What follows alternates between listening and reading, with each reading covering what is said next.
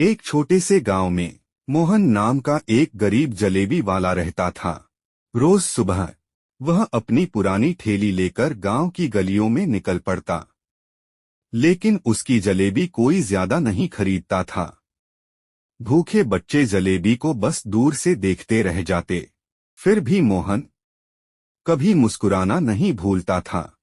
रात को वह अपनी छोटी सी झोपड़ी में कुछ सिक्के गिनकर चुप हो जाता।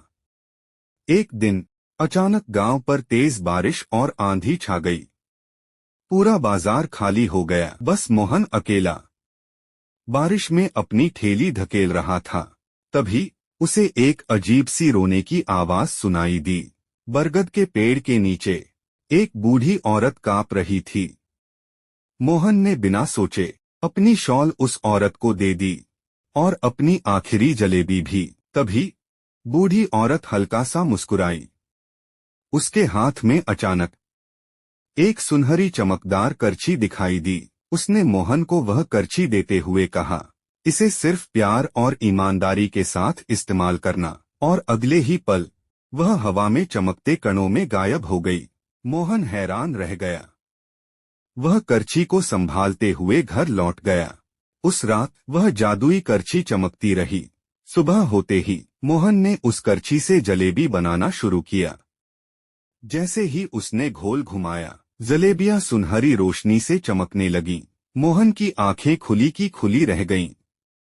सबसे पहली जलेबी एक छोटे बच्चे ने खाई और उसके चेहरे पर एक बड़ी सी खुशी आ गई।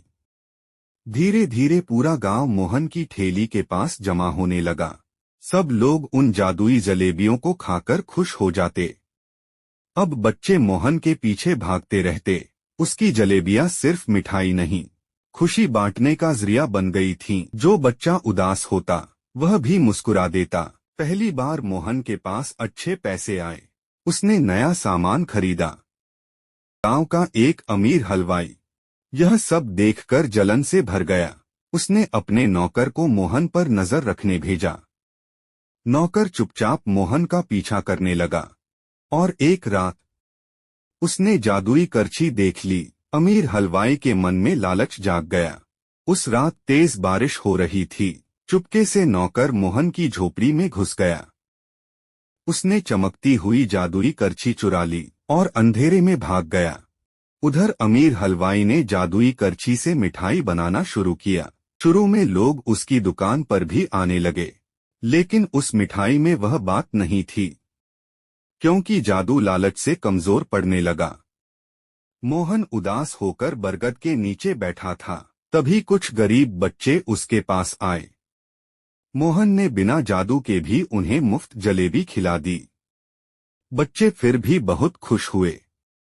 तभी एक छोटी सी रोशनी चमकी। उधर जादुई करछी जोर जोर से चमकने लगी और अचानक करछी अमीर हलवाई के हाथ से उड़ गई। पूरा गांव आसमान में चमकती रोशनी को देखने लगा। जादुई करछी उड़ते हुए वापस मोहन के पास आ गई। मोहन की आंखों में आंसू आ गए। उसने समझ लिया, असली जादू करछी में नहीं, उसके अच्छे दिल में था।